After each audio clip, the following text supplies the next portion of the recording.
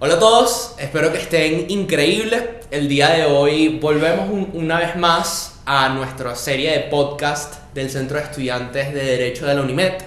El día de hoy, en nuestro séptimo episodio, vamos a hablar de el futuro que tendrá el derecho mercantil, no solo en Venezuela, sino alrededor del mundo.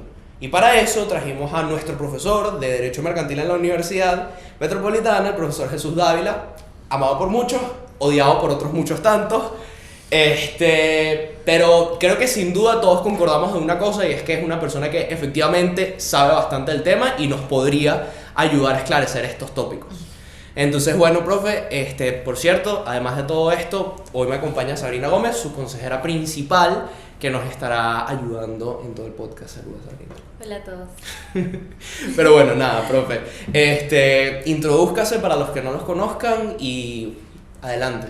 Sí, bueno, primero, antes de la introducción, primero decir que es un privilegio estar con ustedes, de verdad que muy agradecido por la invitación. Creo que espacios como estos son importantes, particularmente en las universidades, para generar discusión, ¿no? Y yo creo que eso es algo que al país le hace falta, espacios donde la gente pueda encontrarse y pueda discutir y pueda sobre todo contrastar opiniones. Yo creo que Sí. Venezuela es una de esas cosas que se ha vuelto como que nos hemos sectorizado mucho. Sí. Y cuando uno se aísla mucho, uno se vuelve el tipo más inteligente que uno ha escuchado. Y a veces hay que contrastar esas inteligencias con otra gente para saber qué tan bueno eres. Me preguntas por una introducción, es una cosa complicada presentarse uno mismo, ¿no? Pero, a ver, yo soy Jesús Dávila, existo, no estoy en el inframundo contando las almas que me llevo al infierno.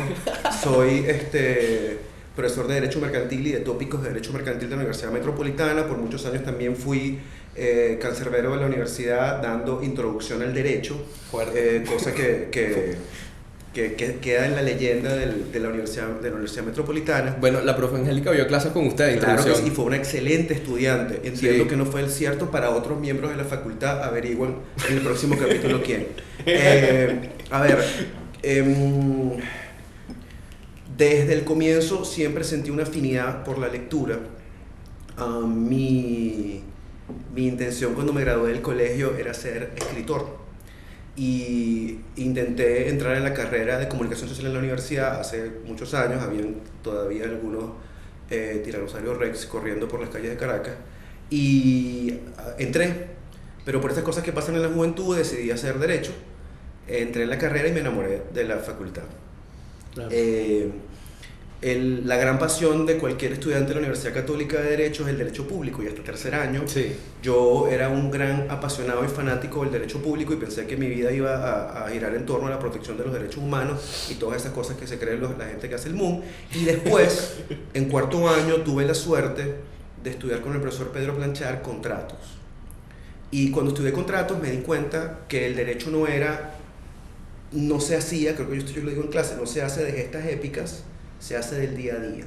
Y eso es lo bonito del derecho. Entonces descubrí el derecho privado, descubrí el derecho civil, descubro el derecho mercantil, y quedo flechado. Aparte empiezo a trabajar como pasante en una firma que hoy en día ya no existe o que ha mutado de nombre, y empiezo a trabajar en lo que se denomina el departamento corporativo, que es una especie de anglicismo para hablar del derecho de las empresas, ¿no? De lo que pasa en las empresas enfocado al derecho mercantil. Y ahí empieza mi carrera. Hago un posgrado de Derecho Corporativo en la Universidad de Nueva York. Vengo a Caracas de vuelta y empiezo a trabajar en Baker & McKenzie, mi firma. Y bueno, hago carrera en Baker y bueno, lo demás es historia, ¿no?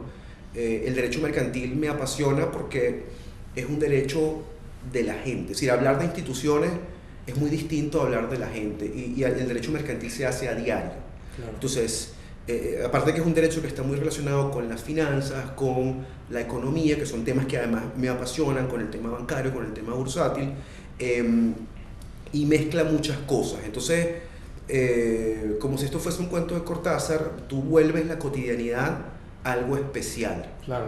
Y eres un agente de cambio desde esa cotidianidad. Yo creo que el derecho mercantil tiene el derecho privado en general, pero el mercantil tiene eso que es tan bonito. Y aparte es un derecho, creo yo, de la creatividad.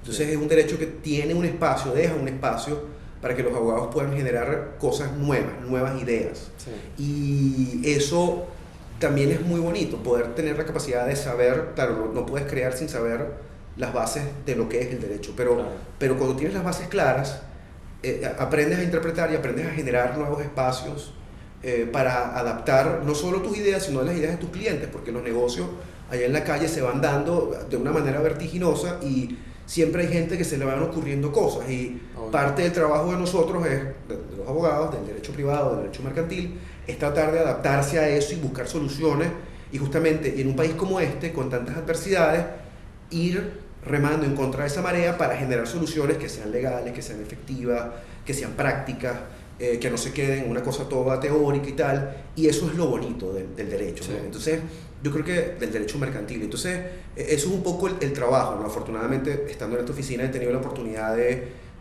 tener posiciones de liderazgo no solo locales, sino además regionales. Tengo socios por todo el mundo que son excelentes amigos. Además me ha permitido desarrollar mi carrera en distintas áreas, no estrictamente en el derecho mercantil o corporativo. Yo hago algo que se llama hoy en día compliance, que es una cosa, que es un nombre muy eufemístico para una cosa que en el fondo es, chamo, tienes que cumplir la ley. Sí. Pero eso tiene sus cosas interesantes.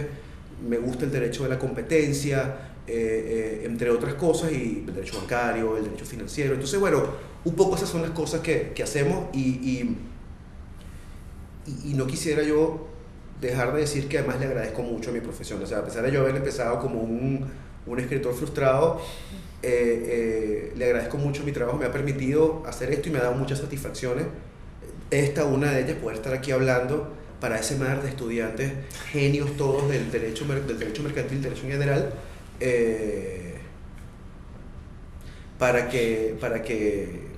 un poco traer un poco lo que es mi experiencia dentro de la facultad y dentro de lo que es el derecho en general. Profe, y dicho todo eso, muchas veces muchos estudiantes de derecho y la sociedad civil en general desprecian mucho la carrera porque dicen que en Venezuela no se puede estudiar derecho, no se ejerce derecho, porque no existe el Estado de Derecho, porque no hay justicia, las instituciones pasan por ser ilegítimas. Entonces, ¿cuál sería el mensaje a partir de todo esto que nos está comentando para que realmente se incentive el estudiar derecho en un país como este? Bueno, es que tú sabes que esa es una buena pregunta, Sabrina, porque creo que es un tema de espacios. Fíjate que tu pregunta está hecha en negativos.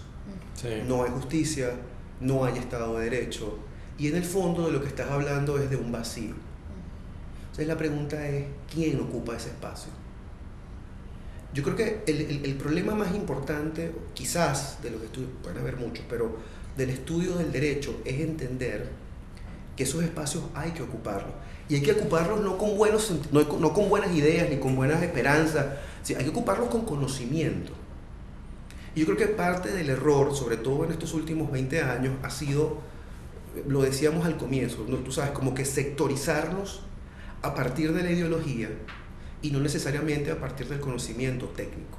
Es decir, porque un contrato de arrendamiento, con sus variaciones en el mundo, tendrá siempre las mismas características, sí, al menos en el hemisferio occidental. Y entonces, que tú conozcas eso técnicamente, te da una suerte de superpoder que no todo el mundo tiene. Entonces, a tu pregunta de primero, ¿cómo se construye eso? Bueno, se construye con conocimiento, se construye sabiendo, se construye siendo disruptivo en la dinámica de la taquilla, siendo disruptivo en la dinámica del yo escuché, siendo disruptivo en la dinámica de esto pasa porque esta gente me cae bien, y esa disrupción es con el conocimiento. Hoy en día, creo yo, el acto de rebeldía más grande es el acto de saber. Sí. Es decir, la inteligencia es el acto de rebeldía más importante que puede haber en el mundo.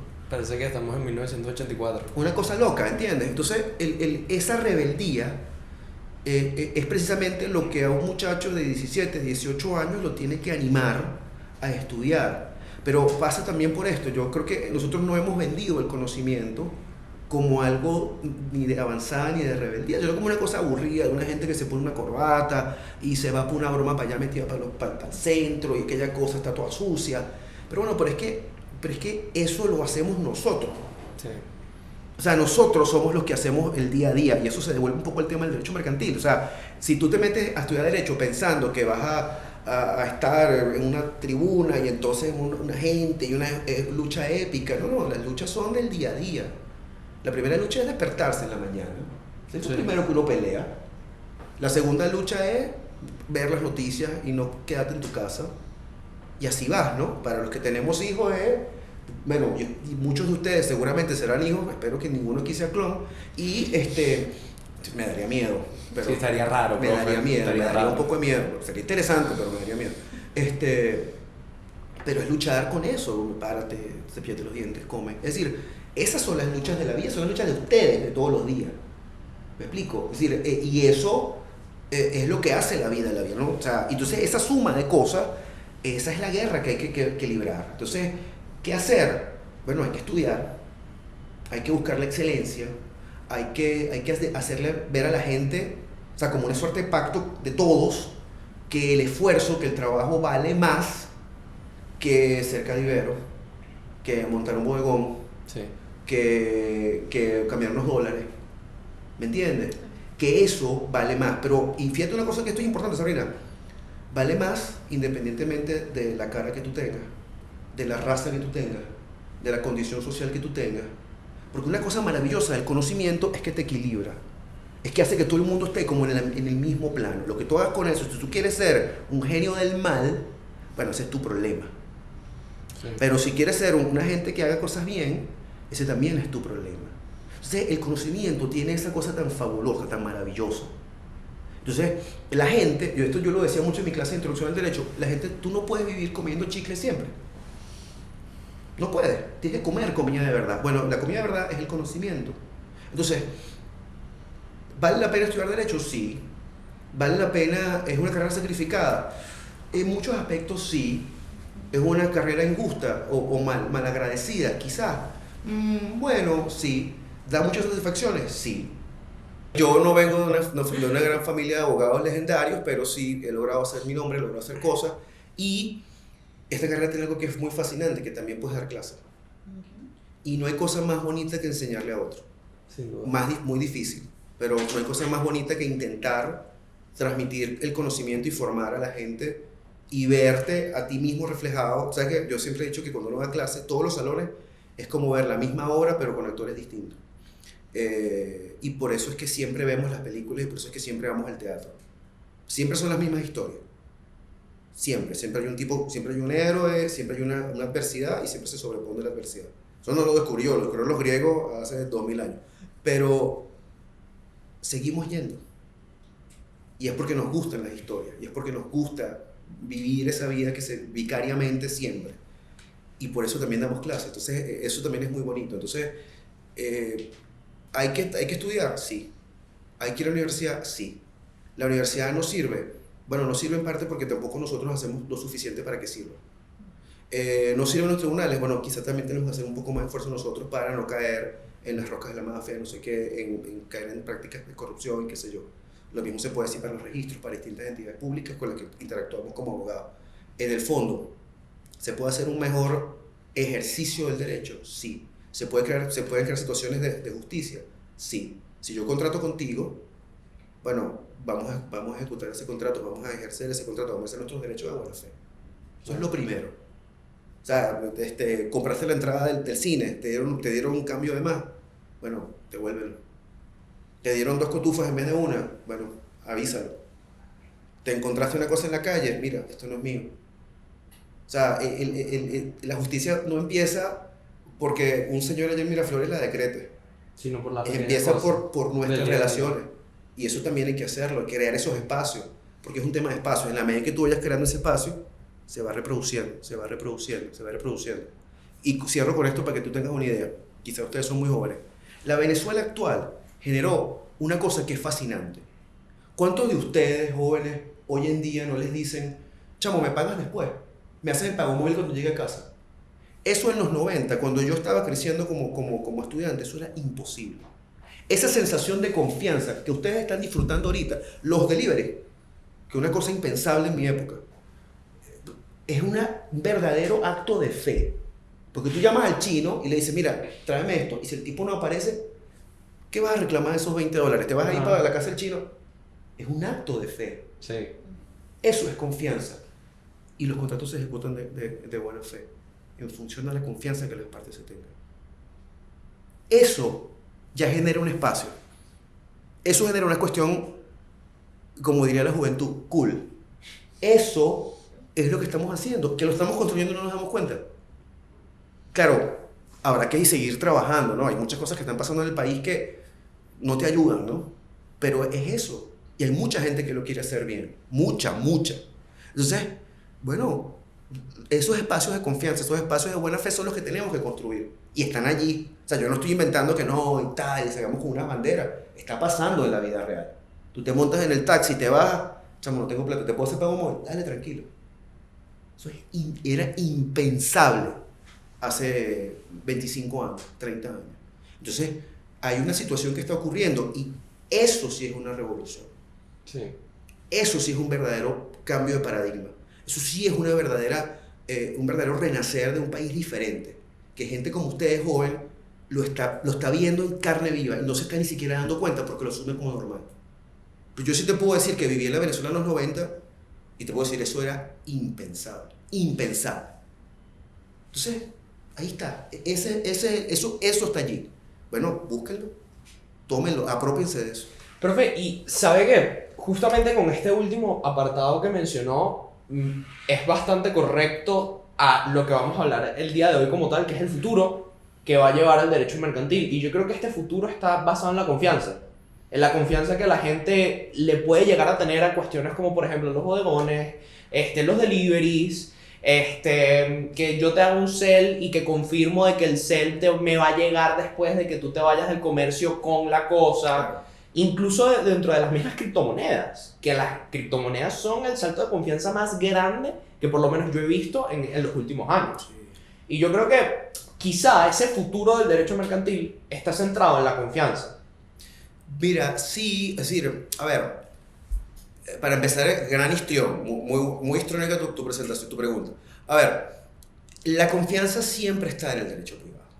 Es decir, eso no es un reto a superar, es un reto que constantemente se debe superar. Sí. Porque las relaciones en derecho privado, quizá en todo el derecho, pero en el derecho privado, que es de lo que estamos hablando, derecho mercantil, tienen un componente de confianza importantísimo. Es decir, claro, o sea, a ver, vamos a estar claros, o sea, imagínate tú esto, esta es una idea que llega una gente de otro planeta y te dice, mira, usted escribe una cosa en un papel y usted se compromete a algo que tiene que pagar diariamente.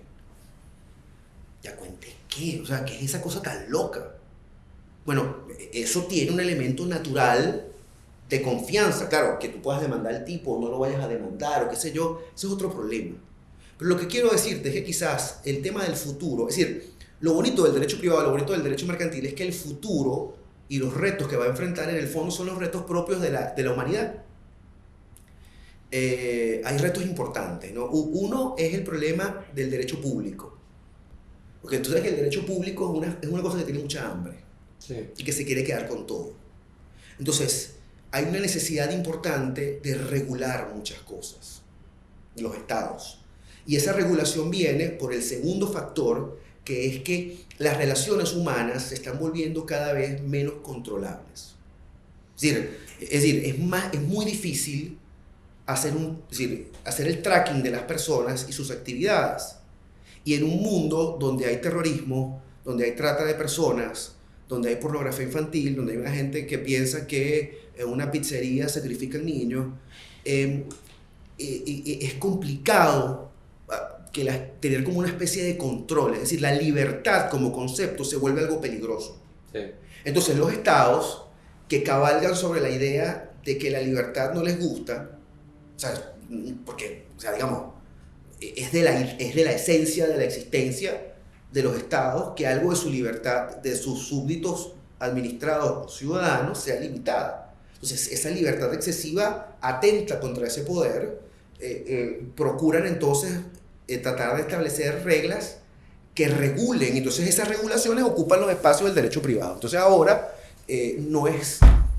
no queda entre las partes acordar condiciones específicas, sino que hay una gente que dice cómo debemos contratar. Ojo, esto no quiere decir que las regulaciones sean innecesarias o sean injustas.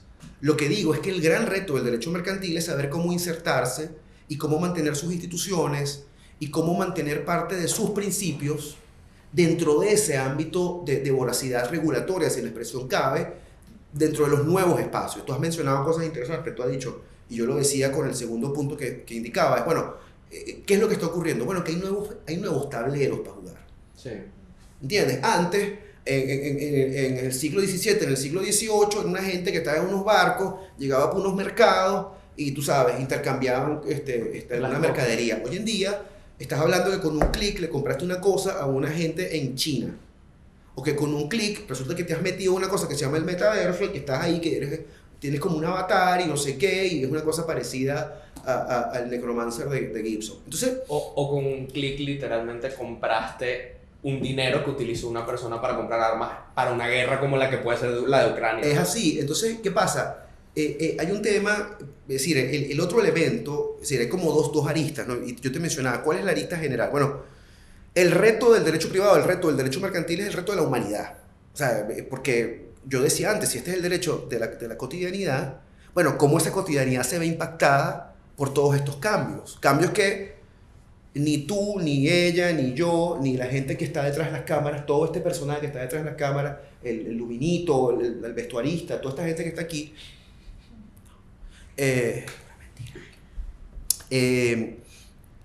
enfrenta en su vida diaria.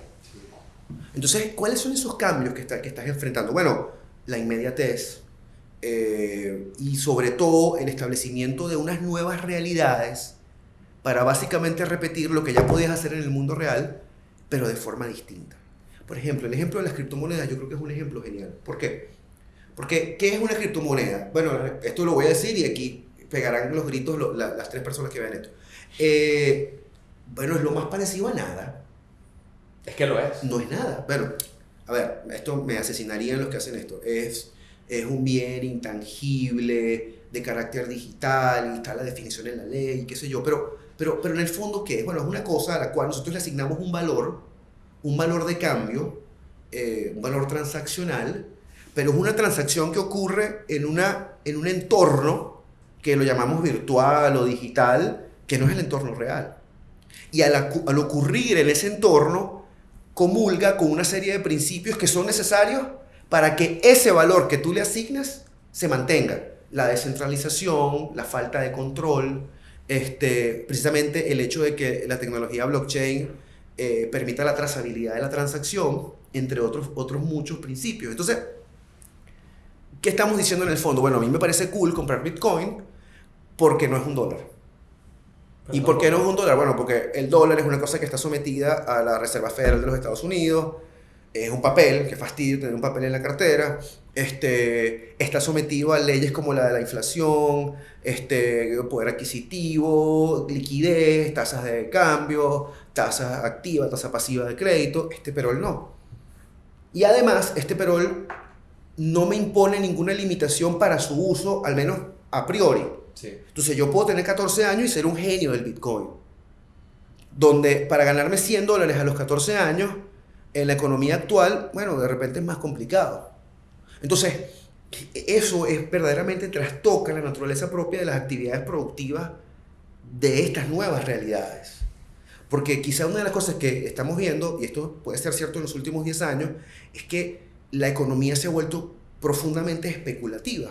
Eso va por el tema de la regulación y va por el tema también, como te decía, del cambio del tablero. Es decir, ¿cuál es el tablero nuevo? Bueno, ya no es over the counter, ya es tu celular. Mira, yo te voy a poner un ejemplo clarito de un problema de derecho privado que se conecta con derecho público y que es una tontería.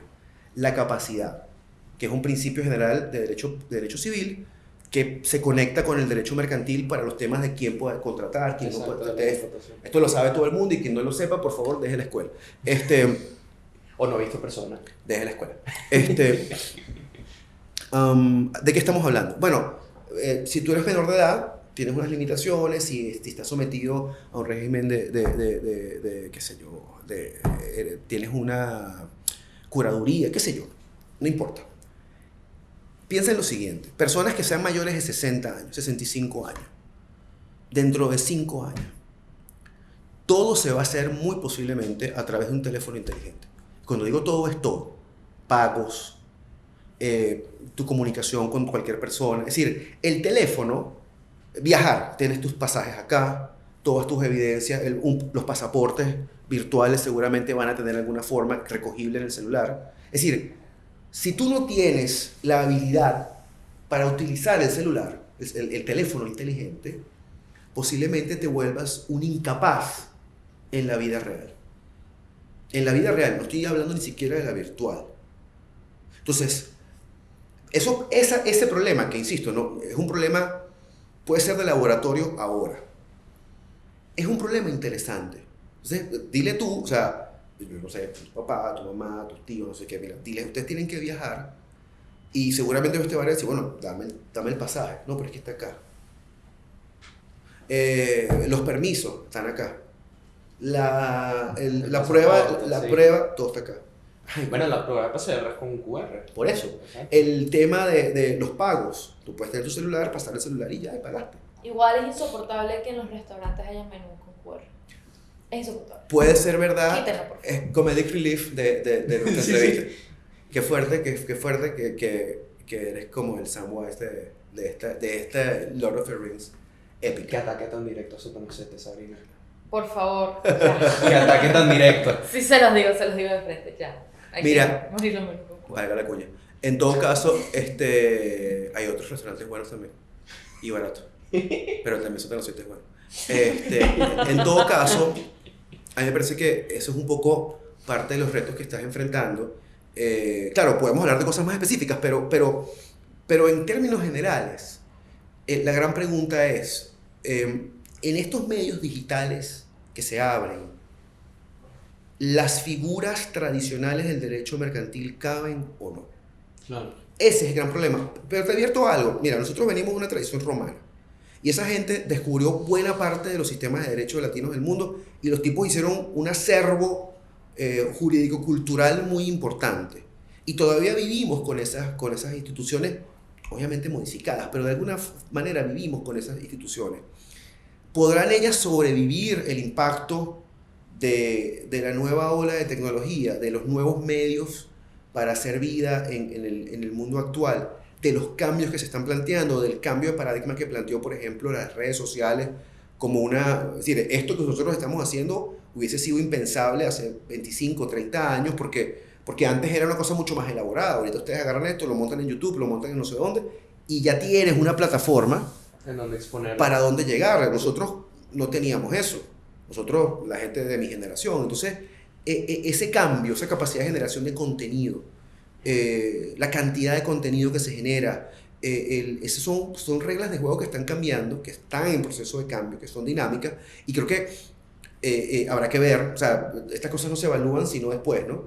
Si efectivamente algunas de esas instituciones pudieron sobrevivir o si efectivamente hubo un cambio, sin olvidar que por aquí tienes la mano de la regulación que muy posiblemente va a tratar de forzar la adaptación de esto a esto. Y bueno, eso es quizás como que el gran, digamos, de manera muy genérica, el gran reto del derecho privado y del derecho mercantil. Y, profe, ahorita que estaba mencionando todo el tema del Bitcoin, ¿no considera que si empezamos a utilizar el Bitcoin y las criptomonedas como unas monedas regulares para el comercio, sería de alguna forma retroceder en el tiempo? A esa época en la que no teníamos ni bancos centrales, no teníamos regulaciones y prácticamente todo se llevaba a las transacciones entre las partes. Te digo algo, ¿qué te hace pensar que hoy en día ya no son monedas de curso corriente y regular? La realidad es que ya son. Bueno, El Salvador.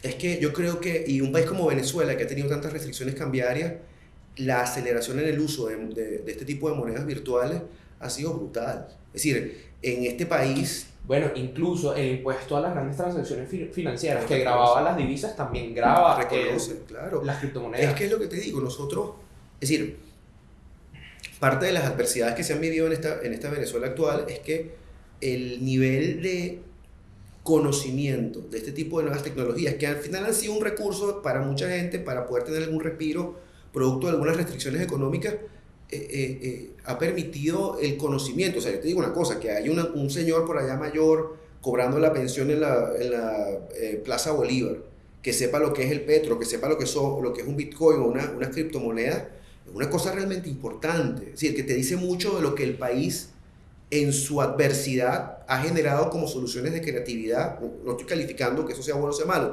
pero dice algo de la cultura de un país como Venezuela en cuanto al tema de las nuevas tecnologías y la manera como ellos lo han aceptado. O sea, el problema es que tengamos una velocidad de internet muy mala o el problema del suministro de energía es otro. Pero hay un rumor interesante, creo yo, y la gente entiende eso. Es más, incluso la inexistencia del papel moneda y la posibilidad de pagar a través de cosas como el pago móvil y diversas otras figuras, nos ha vuelto una gente que hasta el taxista que te lleva para Playa del Agua, de un hotel hasta la playa, el tipo entiende perfectamente todos estos conceptos. Y eso es una gente que está por allá metida en la isla Margarita, ¿me explico? Entonces, yo creo que yo no sé si es un tema de retroceso o no, porque es difícil hablar, Aarón, de retroceso en términos de lo que representan las relaciones humanas. Porque si eso fuese verdad, es decir, nadie leería las obras de Shakespeare, porque alguien diría, bueno, este tipo de señor lo escribió hace un poco de siglo, porque yo voy a leerme La Tempestad, una cosa aburrísima. Pero se repite porque, como decía antes, las historias siempre son las mismas y siempre queremos ver las mismas historias. Y los seres humanos, a pesar del paso del tiempo, tenemos los mismos sentimientos y las mismas sensaciones.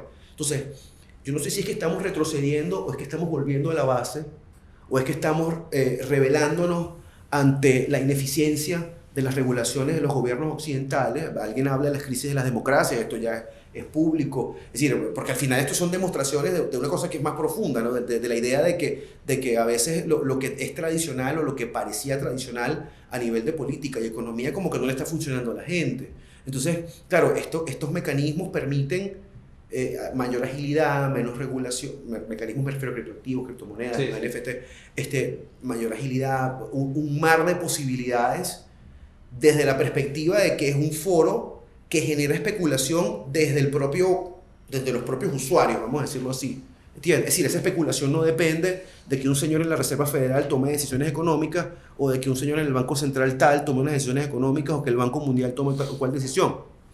Pero hasta cierto punto no se podría entender que estas nuevas figuras son esas personas que tienen influencia dentro del mercado. Por ejemplo, Elon Musk. Elon Musk lanza un tweet, dice, compren Bitcoin y el precio del Bitcoin sube de manera exorbitante. Mira, te voy a decir algo, creo que eso siempre ha existido, Aaron, creo que han habido siempre jugadores del sector privado que han marcado lo que antes se denominaba, no sé si todavía se utilice, el concepto de opinión pública, o sea, siempre han habido referentes.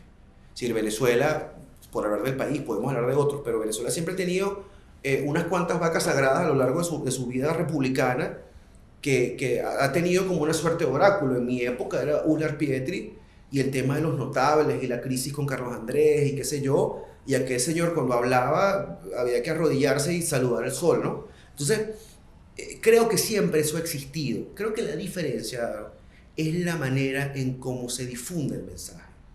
Es decir, hoy en día los mensajes, primero, tienen una inmediatez que jamás ha existido en la historia del mundo. Es decir, el patricio romano que estaba en la guerra en España no se podía enterar jamás de la muerte de su hermano que estaba en la Roma mediterránea, sino meses después. Cuando llegara. ¿Entiendes? Es decir, el mariscal de Ayacucho se entera que lo llama Bolívar y tal, y lo matan en Berruecos. Entonces, son unos tiempos que uno no tiene ni idea. O sea, para uno sería una cosa de loco. O sea, no era como que, o sea, Bolívar no levantó el celular y dijo, le mandó un WhatsApp al tipo y dijo, mira, bro, tienes que venir porque nos están montando un rollo aquí, esta gente, estos tipos no quieren tumbar a Gran Colombia. Sí. ¿Me explico? Entonces, esa inmediatez, y por eso hablaba de lo especial que son las redes sociales, porque en el fondo es una suerte de democratización del conocimiento.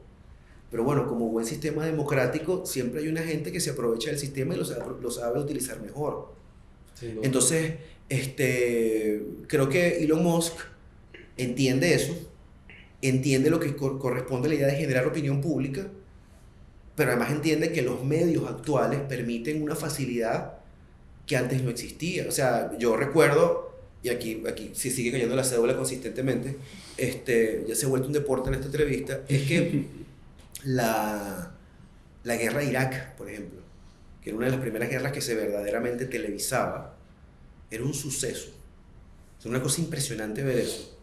Hoy en día ustedes reciben los reportes de los avances del ejército ruso en Ucrania. En minutos. Pero, o sea, el tipo, o sea, estás bien, prácticamente estás filmando al tipo, Sergei está ahí cayéndole a tiros a no sé quién. O cayó una bomba en Ucrania. Y tú lo estás viendo, ¿me entiendes? Entonces, esa inmediatez es buena, es mala. Oye, no lo sé, pero lo que sí sé es que es la realidad. Y tenemos que adaptarnos a eso. Y precisamente esos son los retos que se implementan. Y esto, por ejemplo, hablando de ese tema, te puedo hablar de uno de los grandes retos. Recientemente fui jurado de una tesis al respecto.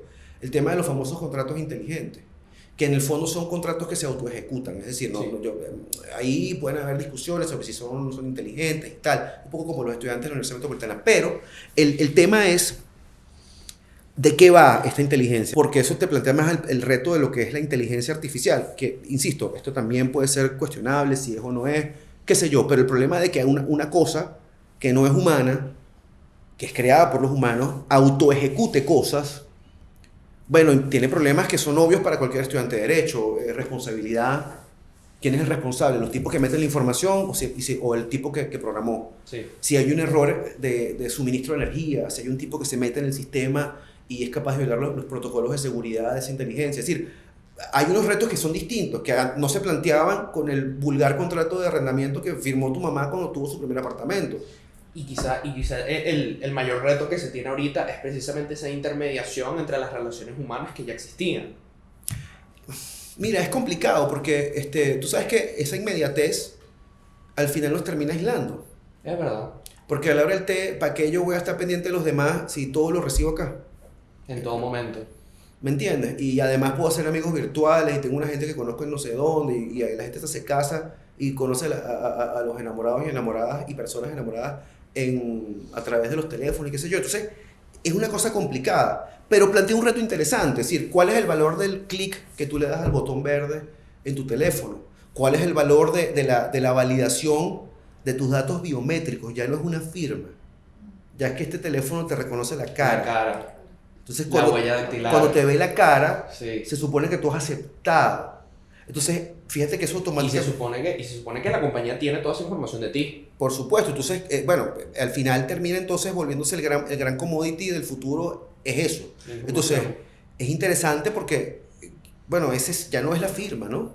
Ya no es la ejecución del contrato, ya es un atributo que solo te pertenece a ti. Y hay una cosa bastante interesante con eso, profe. No sé si le ha pasado, pero en Apple, en la App Store, te da la opción de cuando vayas a pagar cualquier cosa, utilizar la identificación biométrica, sí, claro, para confirmar eso. Entonces ya hasta cierto punto los contratos se están perfeccionando con lo más importante de tu identidad, que es tu cara, es así. Tu huella dactilar, y incluso puede llegar a ser peligroso porque cosas como el deepfake. Es así. Imagínese que ocurre que de repente, de la nada, llega una persona y falsifica mi cara. Es que, de hecho yo no soy Jesús David.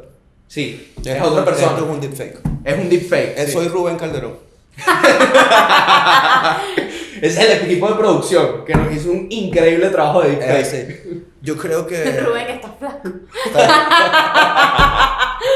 Saludos, Rubén, te hicieron buleo en el podcast oficialmente. Ahora, yo pienso que sí, es un tema interesante, porque como te digo, ya ahí se encuentran, ahí es donde esos caminos se empiezan a encontrar entre el derecho mercantil, el derecho público, porque ves, ahí empieza el tema de la regulación que viene por el derecho público en cuanto al tema del uso de la información, sí, lo que constituye efectivamente la afirmación de voluntad, que es un elemento esencial para los contratos. Entonces, ves, ahí se empiezan a mezclar los caminos y yo creo que, como te digo, el gran problema del derecho privado y del derecho mercantil es cómo conservo mi identidad en esas situaciones, porque de nuevo, tiene que haber una regulación para el uso de la información biométrica, sin duda. Tiene que haber regulación, tiene que haber una manera de proteger esos datos que son tan esenciales para las personas. Y hay un tema de derechos humanos, de derechos fundamentales, es decir, hay una serie de derecho al honor, de la imagen propia, sí, hay una serie de cosas muy importantes allí. Ahora, también tienes el elemento de la voluntad y la formación de los contratos. Entonces, oye, ¿dónde va a estar el derecho mercantil inserto allí? ¿Y qué tanto del derecho privado me vas a quitar producto de la regulación? Pues si te das cuenta, todas las regulaciones del derecho público lo que procuran es intervenir el derecho privado, así es el derecho bancario, el derecho financiero, el derecho bursátil y el derecho de seguros, pero de nuevo, yo no estoy diciendo que eso sea algo negativo en sí mismo. Lo que digo es que plantea un reto importante, porque lo que no puedes hacer es intervenir con derecho público y volver nugatorio ese espacio hasta tan bonito que es el derecho privado. De hecho, si tú, todas las realidades distópicas, en todas las realidades distópicas no hay derecho privado. No, y empieza por una sobreregulación. Pero fíjate que no hay derecho privado. Bueno, también porque seguramente no será tan interesante, pero no hay. O sea, tú no ves a ninguna realidad distópica. Empezó con el tipo que tenía una tienda de algo, vendiendo cosas. ¿Ves? Es decir, todo termina siendo... Y normalmente todas estas tiendas más bien son cosas... O sea, si tú te lees, por ejemplo, el Necromancer de Gibson, o te lees Ubik, todas son... Más bien, todo está regulado, todo está metido en el Estado de alguna manera, y estos protagonistas están viviendo en una vida de opacidad, donde hay transacciones que son fundamentalmente con conocimiento o con información, y toda esa vida que se hace alrededor de ese mundo opaco, sí, es donde están las transacciones privadas, pero eso es lo raro en esos mundos. Es decir, si ves Blade Runner, la gran película de Ridley Scott, verás que, bueno, basada en este libro de por qué qué sueñan los androides, verás que el concepto es el Estado metido en todo. Sin duda. Y hay pocos negocios. O sea, y aparte hay otro concepto que también puede ser peligroso, que es el Estado-corporación. No corporación en el sentido de derecho público, sino la corporación privada que toma control al punto de volverse un Estado en sí mismo. Sí. Y es el problema de la democracia, y es otro problema que aquí sí nos pondríamos muy intensos. Pero es un reto también, ¿entiendes? Es decir, porque de la misma manera como hay una presión por el derecho público, no es mentira que esta creatividad del derecho privado ha permitido excesos y ha permitido abusos. Es decir, si no hubiesen habido la Gran Depresión, la crisis del 2008, es decir, esas cosas pasan, eso es verdad. Es necesario. O sea, yo creo que es necesario porque también hay realidades distópicas que estamos hablando que no existen derechos privados, pero hay realidades distópicas en la literatura, como en Un Mundo Feliz, de Huxley, que simplemente el privado, ausencia de Estado, ausencia de derecho público, genera que existe una distorsión propia de la realidad.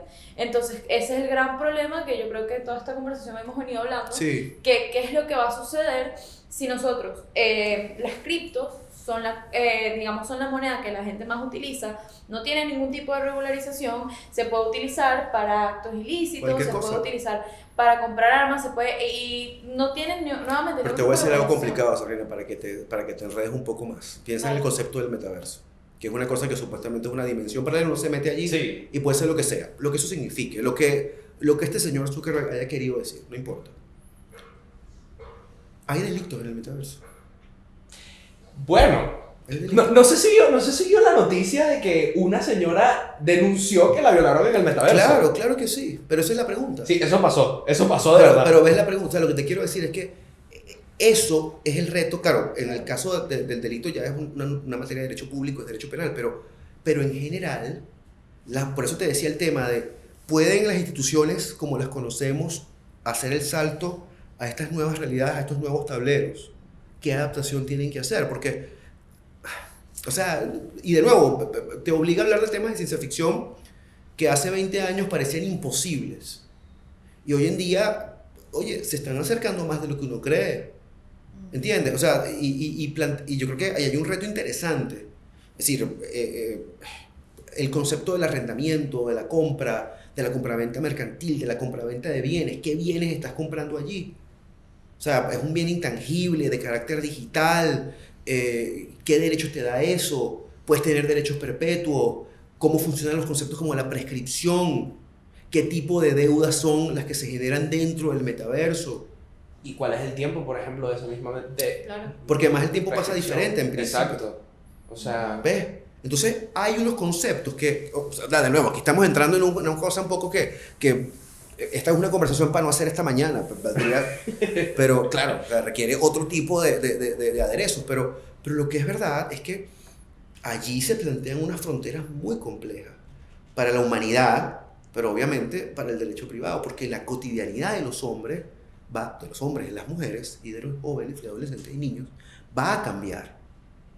va a cambiar, va a radicalmente cambiar. ¿Entiendes? Entonces, ese ejercicio, esa cotidianidad cambiante, vuelve entonces a plantear el problema de, bueno, ¿y ahora cómo nosotros? O sea, ¿qué hay? Hay compraventas, hay contratos de crédito constantes.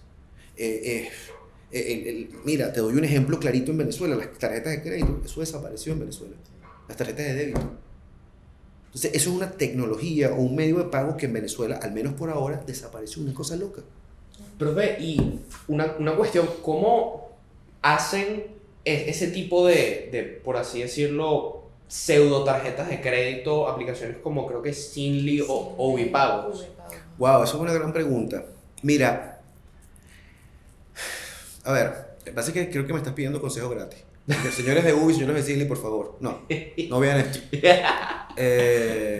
Me pueden llamar, $300 la hora.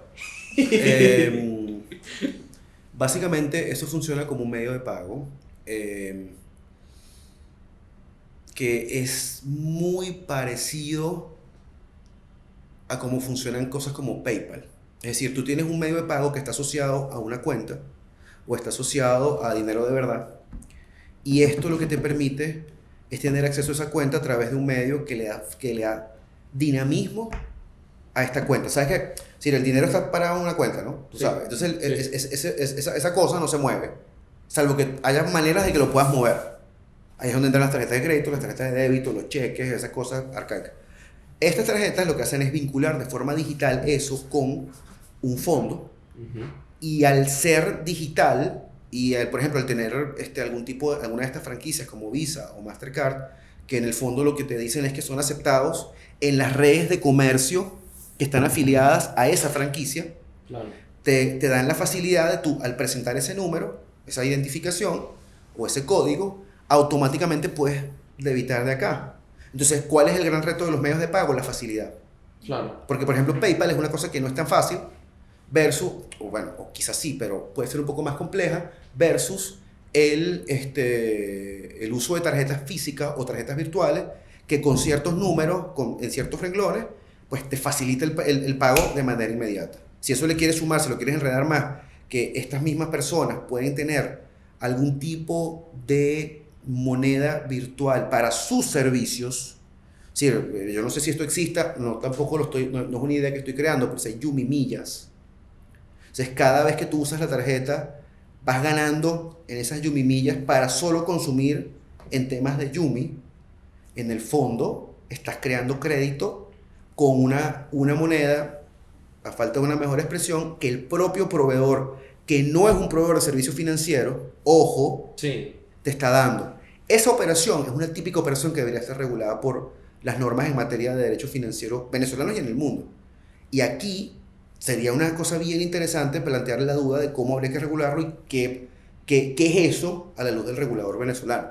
Pero bueno, profe, justo con lo que estaba hablando, ya un poco para terminar todo esto, no cerraremos con una noticia, pero sí terminando con una realidad que ya es verdad y todos estamos viviendo de una forma u otra. Y es el tema del metaverso. ¿Qué considera usted que es el mayor reto del metaverso para el derecho mercantil? Wow. Bueno, creo que el reto sigue siendo el primer reto es saber qué diantres es eso. Ese quizás es el primer reto. O sea, yo creo que, es decir, en el fondo creo que lo que se está hablando es de la creación de una suerte de universo paralelo, de una realidad paralela a la cual tú tienes acceso mediante medios digitales o virtuales, ¿no? Sí. Esto quizás es un eufemismo, pero ¿qué significa eso? Bueno, que tú vas a tratar de replicar cosas de la vida real en este mundo. Pero es una cosa muy enredada porque, a ver, suponte que en este metaverso la gente puede volar. O en este metaverso la gente puede volverse invisible. O en este metaverso la gente puede vender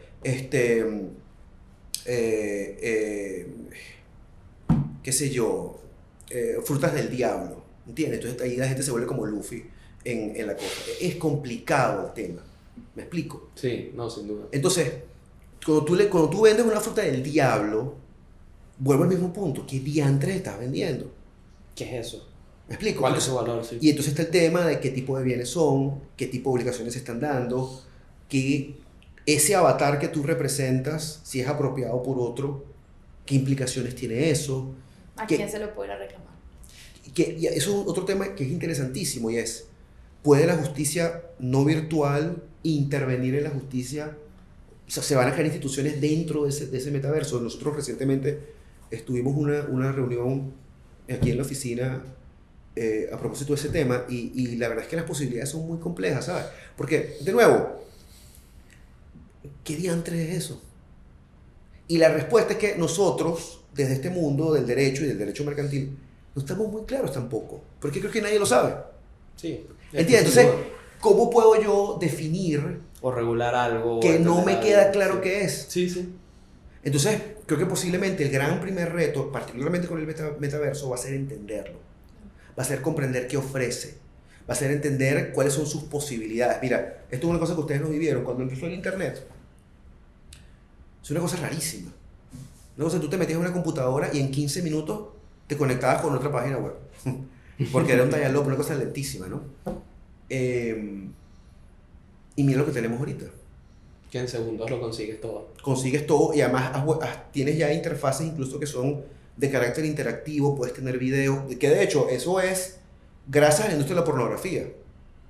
El desarrollo de los códigos, esto es una cosa que se lee en cualquier libro, el desarrollo de los códigos para el establecimiento de contenido audiovisual en las páginas web, en parte se debe a que este pocote de gente que se queda trasnochada queriendo encontrar alegría, necesitaba ese tipo de contenido y los programadores generaron eso para precisamente facilitar el acceso a contenidos audiovisuales. Imagínate tú, una cosa loca. Entonces, yo no estoy diciendo que el metaverso sea eso, pero lo que quiero decir es que no sabemos a qué nos vamos a enfrentar. Sí. Y es como te digo, o sea, si resulta que la gente va a poder volar o va a tener superpoderes o va a poder entrar en un mundo donde le corta la cabeza a todo el mundo y todo el mundo se deja cortar la cabeza porque después revive, bueno, eso es un enredo, ¿sabes? No, incluso creo que el mayor enredo es el hecho de crear cosas que ni siquiera existen. Porque dentro de todo el comercio, entre nosotros, entre las personas, ocurre de cosas que nosotros mismos hemos creado. Ojo, pero te detengo allí. El comercio de cosas que no existen siempre ha ocurrido. Es decir, Claro. ¿en qué sentido? Cuando Shakespeare escribió Hamlet, Hamlet no existía antes. Es cierto. Es decir, el arte, por eso nos gusta el arte, porque es volver, decía Octavio Paz, es volver lo invisible visible. Entonces, eso es una frase muy poderosa porque representa que los hombres, a través de su poder creativo, hacen cosas nuevas y las introducen en el mundo real. Quizá lo que tú estás diciendo es, bueno, de repente aquí van a haber dragones y tú te vas a montar en tu dragón. Tú los vas a vender. Y vas a vender dragones, plata. Exacto. Y te vas a ganar unos bitcoins. Pero bueno, son cosas que ya están pasando. Por eso es que te digo, entonces ahí eso es una entonces tú crías dragones y los vendes. O sea, ¿Tú qué cosa tan galla? Entonces, y sin ir tan lejos son cosas que ya están pasando, porque hay juegos como puede ser Counter-Strike Global Offensive, en los que literalmente puedes comprar armas, puedes comerciar armas, claro. puedes apostar para conseguir armas, y todo con plata de verdad, y puedes venderlo para conseguir plata de entonces verdad. ahí es donde viene la duda, es cuál es la naturaleza de esas transacciones. Bueno, posiblemente es una compraventa mercantil, alguna parte de esa operación todavía ocurre en el mundo real. Ajá, pero como estemos todos metidos ahí conectados al Matrix, ¿qué está pasando? Sí. Complicado, cosas complicadas, jóvenes, no es fácil estudiar derecho mercantil. Es una suerte de jugar a Jabotel. Es una suerte de jugar al hotel, es así. Es así, sin duda. Wow, qué reflexión. Pero bueno, nada, yo creo que en eso se resume el capítulo de hoy. El futuro del derecho mercantil es una suerte de jugar a Jabotel. Probablemente, ¿quién lo sabe? Una hora hablando para No, ahora en serio, creo que quédense con las últimas reflexiones del profesor Dávila. La verdad, muchas gracias por quedarse hasta aquí. Gracias a la gente de Silk que nos está ayudando el día de hoy. Y bueno, esperemos que a partir de ahora en adelante, en los siguientes podcasts que vamos a tener, van a tener sus redes sociales y las redes sociales del Centro de Estudiantes de Derecho UNIMED acá abajo. Y bueno, nada, creo que esto nos deja bastantes enseñanzas del derecho mercantil que creo que son valiosas. Creo que son bastante valiosas y que no se quedan en que es una suerte de jugar a Jabotel. Entonces, bueno, nada, gracias por todo y de verdad esperemos que nos vemos en la próxima. Hasta luego. Hasta luego, jóvenes, pórtense bien. Estudien Es derecho así. mercantil. Es No me así. tengan miedo. No le tengan miedo. Ténganle miedo a ustedes mismos. Buenísimo. Listo. ¿Tú eres?